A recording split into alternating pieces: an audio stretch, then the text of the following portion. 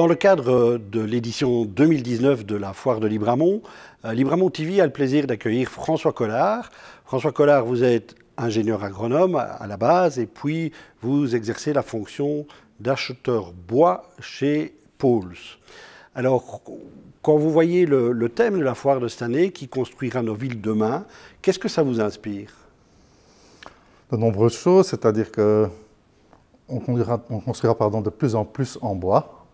C'est pratiquement certain. D'abord, c'est beaucoup moins cher. La mise en œuvre est plus facile. Le point de vue écologique, je veux dire, puisque c'est très à la mode pour le moment, construire en bois, ça veut dire stocker du CO2 dans les bâtiments, puisque le bois, c'est quand même pratiquement la seule façon de vraiment stocker du CO2, qui reste là pendant de nombreuses années. C'est une raison qui suffit à elle-même? Non. Il y a aussi, bon, le bois c'est isolant, c'est agréable à vivre, c'est toujours un peu plus cosy, je veux dire. Bon, voilà, et on n'est pas, dans notre région, ce n'est pas vraiment l'habitude. Enfin, tout le nord de l'Europe, et pratiquement toute l'Amérique, du nord en tout cas, construit en bois. Et c'est une habitude qu'on va sans doute prendre de plus en plus chez nous. Racontez-nous un peu comment on vit un acheteur bois.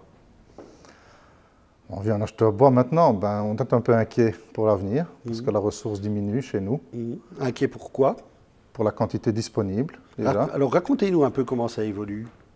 Disons qu'en région wallonne en particulier, mais ça ressemble un peu dans toute l'Europe, on cultive moins d'arbres pour produire du bois, je veux dire. Donc on a transformé de nombreuses surfaces de culture d'arbres, notamment du résineux. Je suis acheteur de résineux, qui intervient évidemment pour énormément dans la construction, par des réserves naturelles, des feuillus, des vaches à grands poils, comme je dis toujours, des castors, mais pas pour la production de bois. Bon, d'un autre côté, si c'est ça qu'on veut, on peut toujours le faire. On achètera un jour ou l'autre du bois chez Poutine, on déboisera la Sibérie si on veut toujours utiliser du bois chez nous. Justement, vous nous disiez que ce qui avait évolué dans votre métier, c'était de devoir aller chercher le bois de plus en plus loin. Oui, quand j'ai commencé, j'ai travaillé, la scierie se trouvait à Bulange, maintenant elle a déménagé à Gouvy. Quand on s'écartait de 60 km, quand on venait à Libin, c'était déjà extrêmement loin de Bulange. Donc 60 km, c'était presque un maximum. On n'allait jamais à Jeudine ou en Bouillon, c'était tout simplement trop loin. Mais maintenant, moi je suis allé en Estonie, en Russie, en Norvège, en Suède, dans le sud de la France. On a importé des pins des Landes, même en Espagne, du Pinus radiata qu'on a remonté pour scie à Bulange. Donc il faut devenir un peu logisticien aussi, il faut savoir les prix du chemin de fer et des bateaux. Alors revenons un peu à la forêt proche. Dans quel état d'esprit êtes-vous quand vous voyez la forêt aujourd'hui? J'ai un peu peur, mais pas tant que ça. Évidemment, on vit 2 années un peu catastrophiques, l'an dernier et cette année, à cause des scolytes. Bon, maintenant, on sait que les scolytes, une épidémie de scolytes dure 3 ans. On a eu la dernière vraiment grosse en 1990, 91, 92. Le scénario se répète un peu. Bon, on n'a pas pu ou pas voulu faire quelque chose au printemps pour lutter contre. C'est un peu dommage. Ça va s'éteindre de soi-même. Ce qui est plus inquiétant, c'est d'autres maladies, notamment cryptogamiques, les champignons qui attaquent et le douglas et qui risquent d'attaquer d'ici peu le mélèze, qui ont détruit le frêne. Quand on voit des chênes qui sèchent de la tête, on ne sait pas pourquoi. Par rapport à tout ce qui se raconte aujourd'hui sur l'évolution climatique, etc., comment est-ce que vous vivez ça dans votre métier? Comment je vis ça dans mon métier? Bon, l'évolution climatique aujourd'hui, je ne sais pas ce que ça va donner plus tard, mais jusque-là, prouver, c'est quelque part 1 degré. Pas tout à fait, 0,6, c'est ce qui se dit dans la presse, mais même 0,6, ça fait 100 mètres d'altitude. Bon, déjà, quelqu'un qui plantait des épicéas à 200 mètres d'altitude, il ne fallait pas essayer, c'était déjà un peu idiot avant, mais maintenant, ça va être 300 mètres. Maintenant, qu'est-ce qui va se passer dans l'avenir? Ça, je n'en sais rien du tout. Et vos prévisions, la manière dont vous envisagez l'avenir de votre métier? Ce sera plus difficile pour les jeunes parce que la masse globale a fortement diminué. La production forestière en région wallonne a fortement diminué. Il y a 60 000 hectares de résineux qui ont été transformés en autre chose dans les 30 dernières années. Avant de travailler comme acheteur de bois, j'ai travaillé un peu à l'inventaire wallon chez M. Rondeux. Je crois que c'était en 85 ou en 86 plutôt. Entre cette période-là et maintenant, on produit maintenant 600 000 mètres cubes de bois en moins par an, qu'en 1985. C'est un volume global, c'est 600 000 sur 3 millions, ce n'est pas du tout négligeable. Ça veut dire qu'il y a une scierie qui doit disparaître. Si vous deviez aujourd'hui donner un conseil à quelqu'un qui commence une carrière comme la vôtre, qu'est-ce que vous lui diriez? J'en ai donné beaucoup des conseils, puisqu'il y a un jeune, enfin un jeune, plus si jeune, il serait fâché si je dis qu'il est jeune, puis ça fait 8 ans qu'il travaille avec moi. Pour acheter le bois, il faut suivre un peu ce qui est à vendre aussi, on doit suivre. Mais bon, il faut regarder un peu plus loin que nos frontières nationales déjà. Ça, c'est une certitude. Le seul réservoir qui reste, pour le moment, c'est un peu le nord de la France. En Allemagne, ils ont gardé beaucoup plus de bois que chez nous, beaucoup plus de forêts, mais bon, comme leur tissu industriel est plus important, ils vont le garder.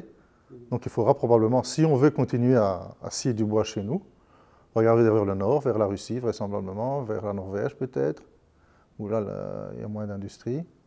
Et dans les relations que vous avez avec les propriétaires forestiers, j'imagine, comment est-ce qu'eux vivent ça? Qu'est-ce qui vous ramène sur l'évolution de la forêt? C'est très difficile de donner un conseil déjà d'abord. Parce que bon, je suis un expert et je me rends compte que quand je donne un conseil, peut-être qu'un an après, c'est un conseil qui ne valait rien du tout. Or, je l'ai appliqué pour moi. C'est très compliqué parce qu'on est dépendant notamment de la météo, de l'évolution des marchés qui n'est pas le même partout.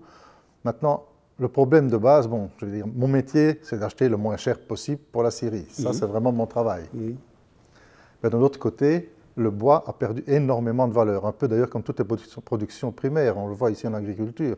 Donc la production a perdu beaucoup de valeur. Pourquoi? Parce que nous sommes dans des pays riches, où la nourriture et où la matière première a beaucoup moins d'importance par rapport au salaire. Je prends cette comparaison. En 1950-51, avec 1 hectare d'épicéa, on construisait une belle maison. L'an dernier, quand le prix semblait bon, il fallait 10 hectares d'épicéa pour construire une belle maison. Et qu'est-ce qui explique cette différence? C'est que les matières premières, pour tout le monde, sont devenues bon marché dans nos pays riches, je veux dire. Si on se trouve en Russie, puisque je connais un peu les prix en Russie, où les gens gagnent 100 € par mois, et où les épicéas se vendent à 30 € au bord de route, avec 3 mètres cubes, on paye quelqu'un un mois. Chez nous, avec 3 mètres cubes, on paye quelqu'un un jour. Donc le bois a perdu énormément de valeur. Donc pour un propriétaire, c'est un peu difficile à vivre. Difficile à vivre. Je suis également propriétaire de famille, mais c'est difficile. Ok. Et par rapport à cet avenir de la forêt, l'avenir de la filière bois, etc., quelles sont les perspectives que vous imaginez? Il y a toujours un avenir, évidemment. Il y a pas... Ça ne va pas s'arrêter du jour au lendemain. Il faudra du bois, il faudra construire en bois.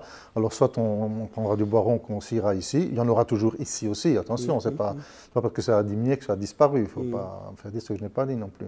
Okay. Voilà. Et bon, le douglas qui a remplacé l'épicéa à beaucoup d'endroits où l'épicéa était moins en station. Bon, du douglas qui est en station chez nous, on peut toujours en trouver. Le douglas, dans son aire naturelle, va de la Californie à l'Alaska. Donc, on pourra toujours bien, entre la Californie et l'Alaska, trouver un climat qui convient au douglas pour chez nous. Vous connaissez bien l'événement Libramont. Comment est-ce que vous vivez cet événement? Disons que je n'y viens plus chaque année, mais j'y venu très longtemps, chaque année, avec les enfants et avec ma femme. Et bon, maintenant j'y viens un peu moins puisqu'on est un peu trop habitué. Il y a beaucoup de choses qui se répètent quand même d'une année à l'autre. Et puis je vais dire aussi les nouveautés en forêt. Je les vis avant qu'elles n'arrivent à Libramont en général. Vous êtes particulièrement bien informé sur la forêt. Oui. Et j'ai du mal de progresser parce que quand je vais à la partie forestière, c'est un des rares endroits où en fait je connais énormément de monde. Et donc vous ne passez pas incognito? Je ne passe pas incognito, non. J'ai du mal de faire le tour parce qu'il y a beaucoup de stands où on veut m'arrêter. Merci beaucoup François Collard de votre témoignage, de vos perspectives et bonne foire de Libramont. Merci.